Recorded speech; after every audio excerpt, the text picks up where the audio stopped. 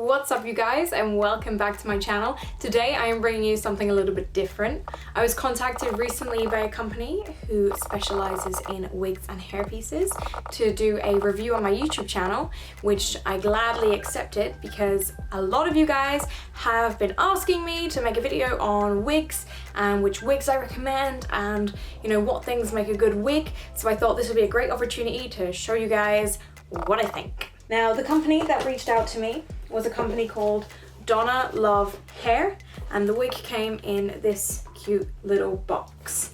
Now, the wig that I'm going to be reviewing today is a human hair wig, but I will give you guys suggestions on synthetic wigs and also give you guys a little bit of info on what makes the two different. First of all, I want to go over what is included in the package when you buy a wig from Donalovehair, because it is a little bit different. Usually, with any wig that you buy, you will probably get a wig cap included. The wig cap, which I have already opened, that came with this wig is a mesh wig cap, which is personally my favorite. It looks a little bit like, I don't know, a piece of lingerie from your grandma's like wardrobe or whatever. But basically, this is the most comfortable kind of wig cap. It goes on, you twist it, you catch your hair in it, and then you can clip it down. And it is just so much more comfortable than wearing the kind of swimsuit cap, wig caps that are so not breathable and clamp your hair all down, and then you get, hair headaches and all that crap. Very glad that we got like grandma's net tights for our wig cap today.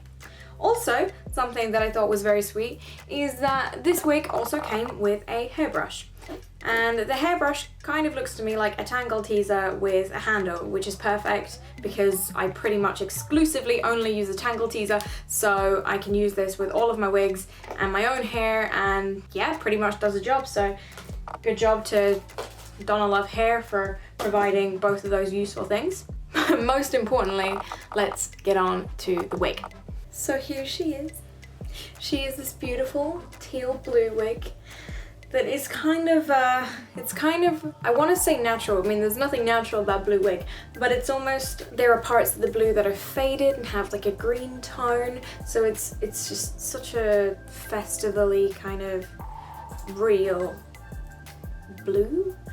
And I really wanted to see what the human hair wig would be like in blue, because I know that with a lot of synthetic wigs, colors like blue tend to stick out like a sore thumb and be too shiny and too fake looking. But this just looks so real and so beautiful with dark brown roots. So it just has that kind of element of, I don't want to say real again, but it is kind of real. It just looks very natural, like it is your own hair. Now, I picked this wig based off of a bunch of different specifications I could choose. You can choose on the website whether you want your cap to be large or small or medium, whether you want the lace to be light colored or dark colored, how thick you want the hair, so the density of the hair. So this particular wig is 150% density. I think 130 is usually a regular wig amount. So this one is just a little bit fuller because I mean, I have thick hair myself. I want my wigs to be full of hair, and obviously when you have big thick hair like me, it's hard to squeeze it under a wig cap. So having hair on your wig that is really thick and heavy too just helps to make your wig look a little bit more real against your head, because it's almost impossible to flatten all your hair down to your scalp, One of the best things about this wig, basically there are no tracks. Every single hair is sewn into the cap. It is just fully sewn in. Usually with wigs, they may feature tracks of hair. So you would get an entire weft of hair and you would sew that into the cap. And that, gives really full hair, but it also means that you can't kind of brush your fingers through it because you'd hit one of the tracks. And it also means that you can't lift certain parts of the hair up because a track would be visible. This wig doesn't have that problem, and you can part it from absolutely anywhere because they are individually sewn in, and it's just really a testament to high quality wigs. Just to give you an example of what a wig looks like with tracks, if I turn it inside out here, you can see these tracks. So the hair wefts have been sewn in onto the wig. So this wig is, you know, 180% density, but that's because it has really heavy hair sewn into the wig. So it's not quite as luxurious as having the hairs all sewn in individually.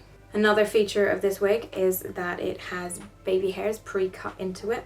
A lot of people, when getting wigs, cut their own baby hairs in because they want the wig to look like natural. If you go from scalp to perfect clean cut hair, then it doesn't look as real. So a lot of people cut these tiny little itty bitty hairs, and this wig has them already pre-cut for you, which I like because personally I don't want to cut my wigs. I just want to put them straight on and them to, you know, look flawless. And also the center parting is plucked, I would say, sufficiently. Some people pluck out some of the hairs individually because it doesn't look natural if the parting is so tiny. Also, some people put concealer in the parting. Again, you won't need to do that on this wig. It is plenty visible. You can see the parting looks very, very real. Now this is a full lace, so you can wear this wig up in a high ponytail and it will still look realistic because the back also has little baby hairs, and because it's got a lace back, the hair looks like it's growing out of the cap. As long as this wig is applied properly and, you know, put down tight or whatever, laid flat, you can wear this wig in a ponytail and no one would be any the wiser that you're wearing a wig. So that pretty much runs down on most of the specs of the wig. It already looks really high quality to me. Dare I say, probably the most high quality wig that I own. However, I don't know if it's gonna look amazing on my head, so let's find out. Not gonna lie, this is not my favorite part, putting on the wig cap, especially in front of people, because it kind of makes me look like I work in a cafeteria. Alas, I'll show you guys how we do it. So put it on your neck and pull it up like a headband. Make sure that your ears poke out and then just start dragging it. And now I need to put that little bit of hair back in. Do your best to get your hair inside it. Don't be like me. See now, terrible camera positioning, but you can kind of just clip this now to itself and all of your hair is pretty much tied. Now I have a pretty small head, don't make any jokes, so I'm gonna put this wig really tight. Now to do that, inside the wig you have these little bra strap thingies, and you can latch them onto the little tabs, which will tighten the wig. If that's not tight enough, you can latch them to each other, just like you would a bra, kind of, not really. It's more like a swimsuit, but like that. That will put the wig at its tightest possible level. But obviously when you're ordering a wig, do make sure that you get a wig cap for, you know, your size head. If you've got a big head, get a big wig cap. Now I'm gonna try and put this on and not look like an idiot.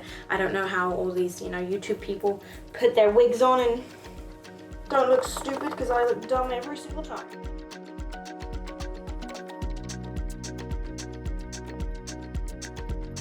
All that's left to do is for us to cut off all of the lace.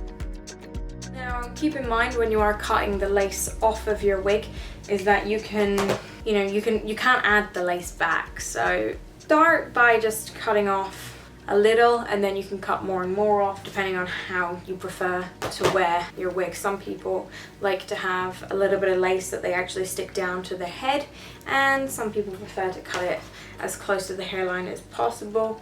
So I am just going to leave maybe just a little bit less than a centimeter of lace, and be sure not to trim any of the baby hairs myself, because don't want to cut any of the hair right now.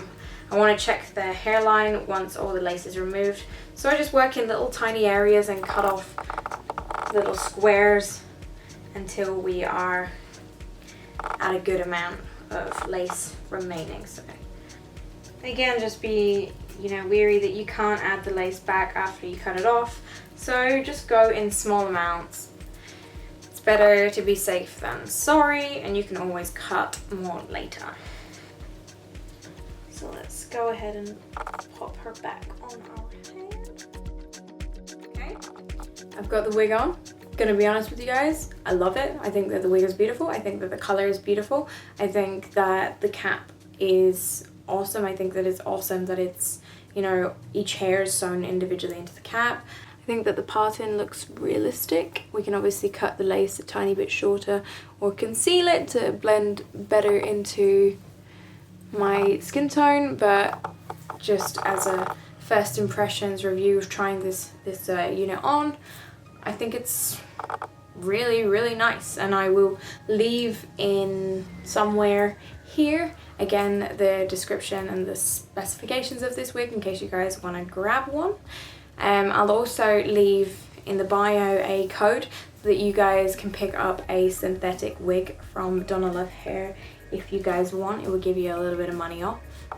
And yeah, let me know in the comments what you guys think and if you like it. I'm feeling it. So quickly, I want to also mention a couple of the things that make this wig a little bit different from synthetic and what are the pros and cons. If you are buying a wig and you want to wear it for cosplay or, you know, creative makeup looks, I would absolutely recommend buying a synthetic wig. They are definitely a lot cheaper. Human hair wigs can go from anything from $200 to thousands of dollars, whereas a good quality synthetic wig will cost you probably no more than $150, and you can absolutely get them a little bit cheaper than that too. The differences mainly are the kind of shine that is prevalent on the synthetic wigs, and again I've mentioned that there is a lot of shine on this wig, but that's kind of because I have a ring light behind me and tons of natural daylight. It looks really shiny in the mirror. It doesn't look quite as shiny. Also, you can style this wig as much as you like. It is heat resistant, obviously, as human hair tends to be, whereas synthetic wigs you kind of need to get heat resistant fibers in order for you to be actually able to straighten it. The cap will differ slightly from synthetic wigs, just usually because they are made with tracks, as I mentioned earlier, as opposed to having the hairs sewn individually into the cap, which is fine because it still gives you a lot of volume and can look really, really awesome, especially for cosplay wigs and, you know, makeup wigs and stuff like that. And yeah, I think, is that pretty? Oh, and the last thing is that the hair will tend to tangle just a wee bit more, as, you know, real hair doesn't kind of really get static and stuck to itself. It doesn't tangle as much. You can brush through this, you know, so easily, whereas you might, you know, struggle a little bit more with synthetic wigs. But definitely it's worth checking out if they're synthetic wigs or anything like their human hair wigs. I expect that they're going to be really high quality, good wigs. So I have left a code for a little bit of money off in the description below the video if you guys want to check out Donalovehair and have a look at some of their synthetic wigs. Yeah, I hope you guys liked this video. I hope that you learned a little bit something about wigs and can make more educated decisions on which wigs you want to go for whatever reason you want to do. Thank you so much for watching my video, guys, and thank you again to Donalovehair for sending me this gorgeous wig that I'm so excited to do some makeup for.